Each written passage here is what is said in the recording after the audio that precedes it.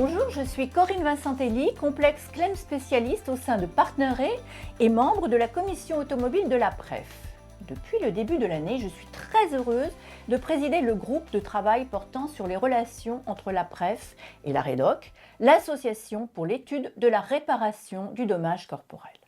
Ce GT est composé de Frédéric Michaud de MS-RE, de Barbara Caustic de Genray et de François Blanchet de SCOR. Il a pour objectif, au-delà de maintenir le contact entre ces deux associations professionnelles, de présenter les diverses instances professionnelles de la REDOC. À cet effet, la commission automobile a souhaité mieux faire comprendre ce qu'est la REDOC. C'est pourquoi j'ai le plaisir de recevoir aujourd'hui William Jadoun, délégué général de la REDOC. Bonjour William, Bonjour, merci Corinne. d'avoir accepté de répondre à cette interview. Merci Corinne et merci à la PREF de m'avoir invité. Déjà, peux-tu nous dire en quelques mots ce qu'est la REDOC ? Bien sûr, la REDOC, qui va bientôt fêter ses 50 ans, est un organisme professionnel réunissant assureurs, réassureurs et spécialistes du dommage corporel. Elle est administrée par un conseil de 14 membres élus et travaille en étroite collaboration avec tous les acteurs de notre discipline, afin d'avoir une approche holistique, médico-juridique de la réparation du dommage corporel. La REDOC dispose également d'un outil très précieux pour tous les praticiens du dommage corporel, universités, cabinets d'avocats, cabinets d'expertise ou encore juristes spécialisés.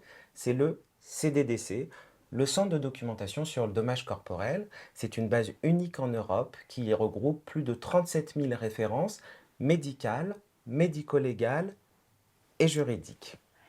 Alors, on comprend que l'association est composée de nombreuses instances, mais quel est le domaine de chacune de ces commissions ? Alors, tout d'abord, la REDOC se structure autour d'une équipe de permanents à dominante juridique et également d'un comité médical qui, lui, est le garant de la rigueur scientifique des travaux qui sont menés par la REDOC. Et puis, nous avons la chance de travailler avec nos adhérents au travers de 3 commissions de réflexion.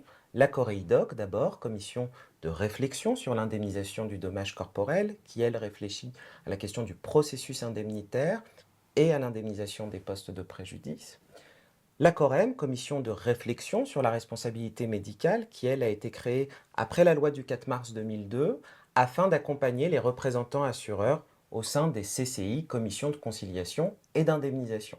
Alors nous les accompagnons par une brochure annuelle qui va porter sur différentes thématiques. Cette année, il s'agira de la chirurgie bariatrique et nous organisons encore un colloque pour les accompagner, les faire rencontrer, pour avoir une approche de la pratique en commission de conciliation et d'indemnisation. Enfin, troisième et dernière commission, la CPEM, commission permanente sur l'expertise médicale, qui elle, comme son nom l'indique, traitera de la méthodologie expertale. Tous ces travaux vont donner lieu soit à des publications, comme je le disais, soit à des colloques réguliers, comme la journée de la REDOC, et enfin à des formations. Et ça, c'est au cœur des activités de la REDOC.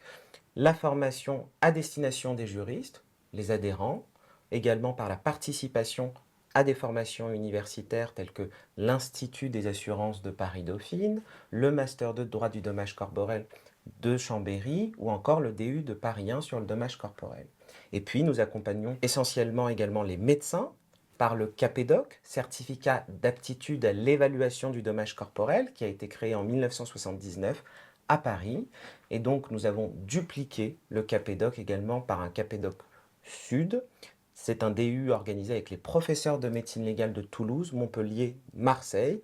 Et chaque année, nous avons la chance d'avoir 60 étudiants médecins qui se destinent à une carrière expertale.